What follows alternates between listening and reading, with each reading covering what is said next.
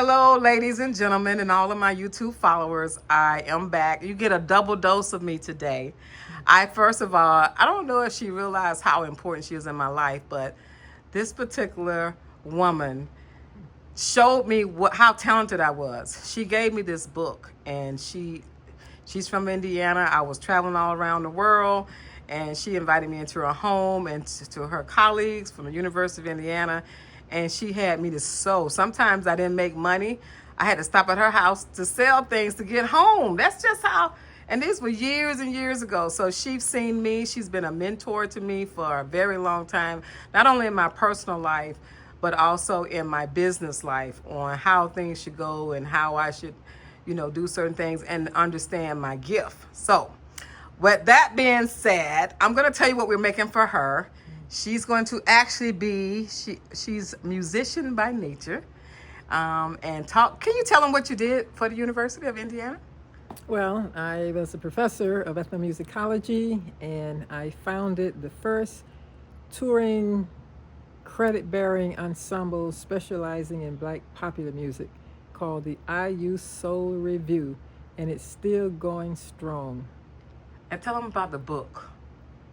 And so I wrote a book it's entitled African American Music: An Introduction, and it's an edited volume in which we feature all genres of the tradition and provide a historical context for how it came about and what has sustained it over the years and how various genres have evolved into new contemporary genres. So that alone says a lot. And she introduced me to her family of musicians. So she's going to be going on a cruise, and she showed me this blouse that she wanted made. Now, people ask me, do you make anything other than African attire? And the answer is yes. African attire is my favorite cloth there is because it's all hand done. But today we're making this, I call it a director's shirt. And it's a white blouse. She's gonna have it in some dress slacks. What I chose, or what we discovered, is that this particular shirt looks better with a satin finish.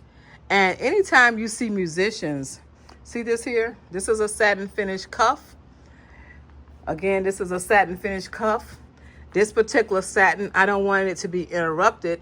So what I'm going to do, can you turn your hand on the inside?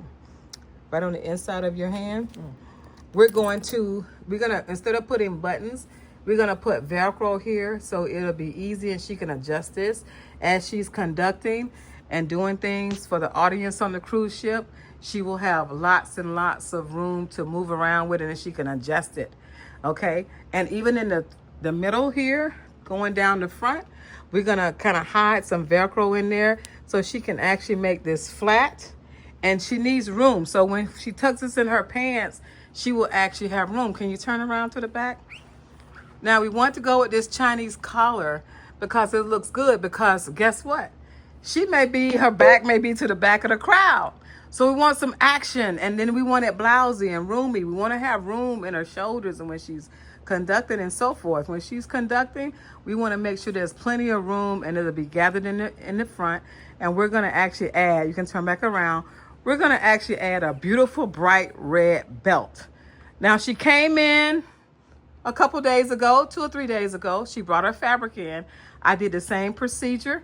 I looked at her. I actually cut just a little bit of bodice on there, pinned it to the shoulder. We went through the sleeve work. It was no patterns used whatsoever.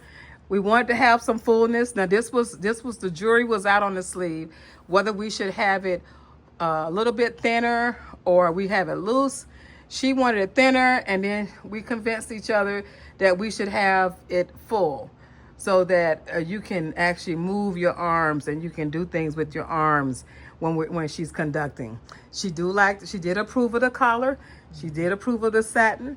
And I think we're going to be out of here in a few minutes. What you think? I think so. And also, I'm conducting an ensemble who's performing on the cruise. Can you imagine?